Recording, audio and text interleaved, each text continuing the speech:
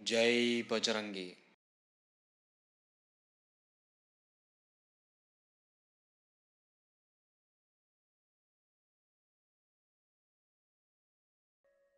रामापुरम नामक गाँ पाखरे एक घना जंगल थिला।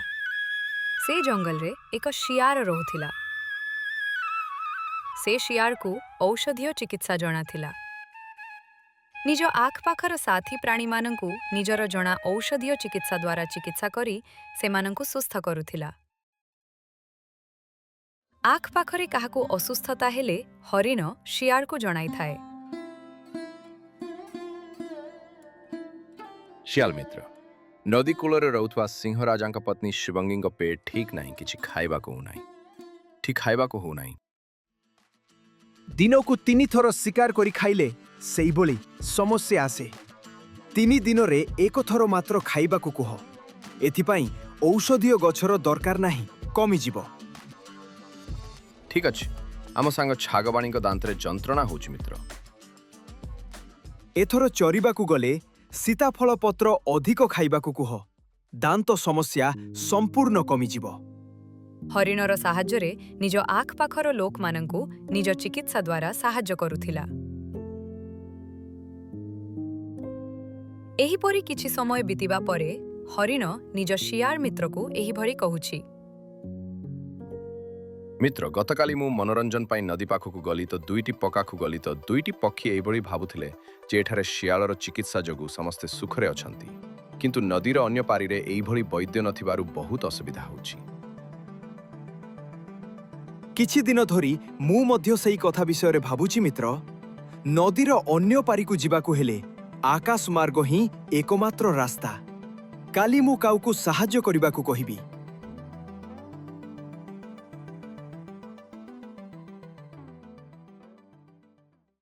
किंतु मित्र से काउ अहंकारी ना साहाଯ୍य करिवो कि? आमो पाखरे आउ कोनोसी रास्ता नाही। पचारि देखिबा। 4 जनकर साहाଯ୍य हेबो तेनु आमो प्रयास आमे करिबा। शियार हरिण काउकु साहाଯ୍य मागिबा पाई काउ पाखकु आसुचंती। सेमानंकु देखि काउ एही भरी कहुछि। बिना कामरे महानुभाव कहउचंती ना मो सहित किछि काम पड़िला कि? एही कथा सुनी हरिण एवं शियार क्यारकु बहुत राग आसुछि किंतु सेही रागकु देखाई न देई सामनार भल काम पाई राग न आसिबार नाटक करुचंती। हाँ तुमको मध्य महानुभाव करिवा कामरे ही आसिछु। तुमे शियाल मित्रर देइथिबा औषधीय गछकु नदीर अन्य पारिर लोकमानंक पाखरे पहुंचाइले सेमानंकर बहुत साहाଯ୍य हेबो। ना मते मो भरी रहिबाकु दियो आउ काहाकु खोज। तुमे अहंकारी एहा जनाछि तथापि आउ कोनोसी उपाय नथिबारु तुम पाखकु साहाଯ୍य पाई आसिछु। किंतु तुमर कथार ढंग देखि तुमे निश्चित भावरे नदीर अन्य पारिर लोकमानंकु औषधीय गछ पहुंचाइबो मोर विश्वास नाही। चालो हरिण मित्र एठारे एक क्षण मध्य रहिबा नाही। एवं सेठारु हरिण शियार घरकु चाली गले। निराश हो नाई मित्र मन थिले रास्ता थाए कहंती ना निश्चित भावरे हमकु कौनसी ना कौनसी रास्ता मिलिबो। बहुत भलो मने पकाइलो मित्र। मोर बाल्यकालर बगुला मित्र तुम भली ही कहुथिला। निश्चित भावरे से मोर साहाଯ୍य करिबो। केउठी रहे कुह मित्र केते दूर हेले मध्य मु जीवी। ना मित्र ताकू भेटिबार बहुत समय होइगला। मते मध्य ताकू देखिबा मन हेउछि। मु ही जाई साहाଯ୍य मागिबी। ठीक अछि मित्र। शियार तुरंत निज बगुड़ा मित्रकु भेटिबाकु बाहरिला।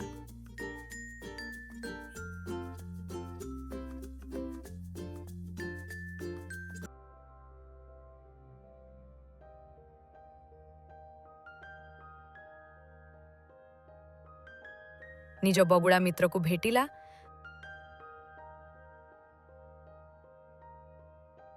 दुहे निजर बाल्यकालर स्मृति मने पकाई बहुत समय कथा हेले। किछि समय परे बगुड़ा शियाळकु एही भरी कहुछि। एते समय परे केवल मोते देखिबाकू आसिछ एमिति भाबुनी मित्र। तुमर किछि समस्या अछि कि मित्र? तापरे शियाळ घटना बगुड़ाकु कहिला। ସବୁବେଳେ ଅନ୍ୟମାନଙ୍କ ପାଇଁ ଭାବୁଥିବା ତୁମକୁ ଦେଖି ମୋର ଗର୍ବ ହେଉଛି ମିତ୍ର। ଏହା ତୁମକୁ ଦେଖି ଶିଖିଲି ମିତ୍ର। ମୋର ତୁମ ପାଖରେ ନିବାସ ଦେଖ ମିତ୍ର। ଭଲ କାମରେ ବିଳମ୍ବ କରିବା ଉଚିତ ନୁହେଁ।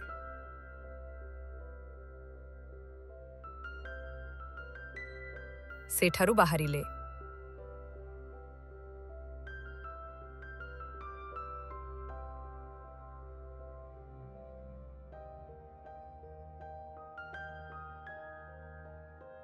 ଶିଆଳ ନିଜ ପାଖରେ ହିଁ ବଗୁଳା ପାଇଁ ନିବାସର ବ୍ୟବସ୍ଥା କଲା।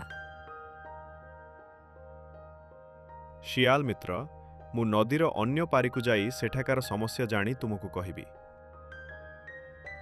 ଠିକ୍ ଅଛମି ମିତ୍ର, ସାବଧାନରେ ଯାଅ। ଏହିପରି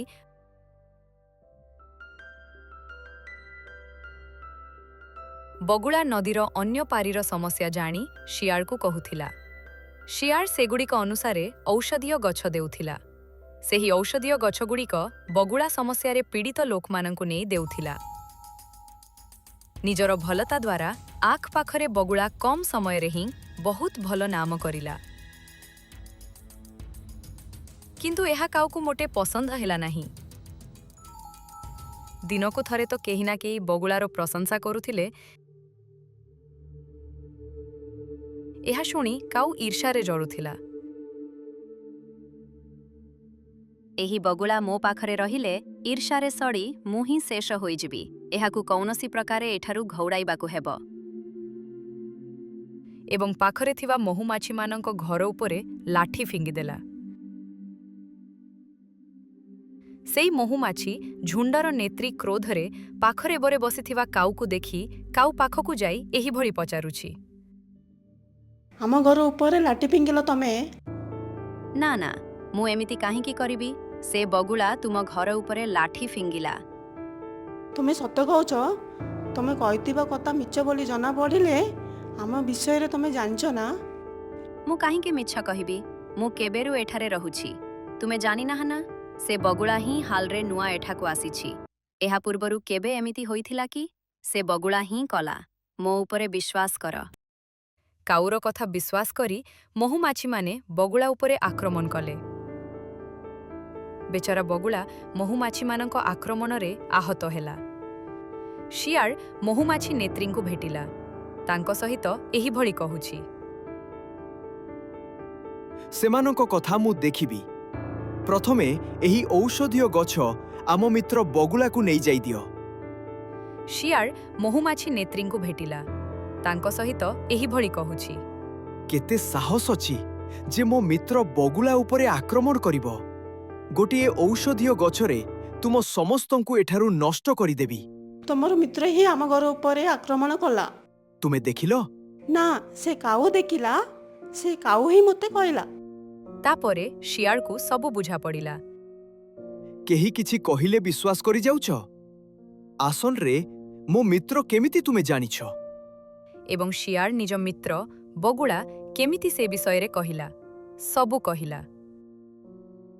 କ୍ଷମା କର ମିତ୍ର, କିଏ କେମିତି ଜାଣି ନ ଥାଇ ଶୀଘ୍ର କରିଦେଲି। ତୁରନ୍ତ ଶିଆଳ ନିଜ ବଗୁଳା ମିତ୍ର କେମିତି ଅଛି ଦେଖିବାକୁ ଗଲା। କେମିତି ଅଛ ମିତ୍ର? ମୋତେ କ୍ଷମା କର। ଏହି ପରିସ୍ଥିତି ପାଇଁ ମୁଁ ହିଁ ଦାୟୀ। ତୁମେ ଥାଇ ମୋର କ'ଣ ହେବ ମିତ୍ର? ଏହା ଗୋଟିଏ ତିକ୍ତ ଅଭିଜ୍ଞତା ମାତ୍ର। ଏସବୁ ପାଇଁ ସେ ମହୁମାଛିମାନେ ହିଁ ଦାୟୀ। ଶିଆଳ କହିଲା ଯେ ଏସବୁ ପାଇଁ ଆସଲ କାରଣ କାଉ। କାଉର ଈର୍ଷା ଯୋଗୁଁ ଏସବୁ ହେଲା। ସେ କାଉକୁ ଶିକ୍ଷା ଦେବା ଉଚିତ।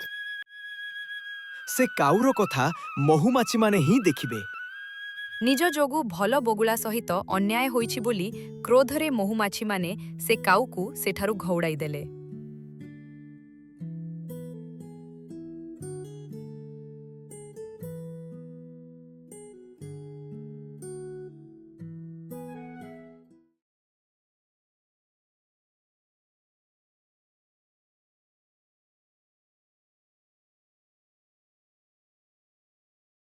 ମିତ୍ରା, ଆମ ଗପ ସେମାନଙ୍କୁ ଭଲ ଲାଗିଲା କି? ସେମାନଙ୍କୁ ଭଲ ଲାଗିଲେ ପକ୍କା ଲାଇକ୍ ସବସ୍କ୍ରାଇବ୍ କରିଦେବେ ମିତ୍ରା। ଭଲରୁ ଭଲ ଲାଗିଲେ ସେମାନେ ଶେୟାର ମଧ୍ୟ କରିଦେବେ। ନିଶ୍ଚୟ ହିଁ କରିବେ ନା?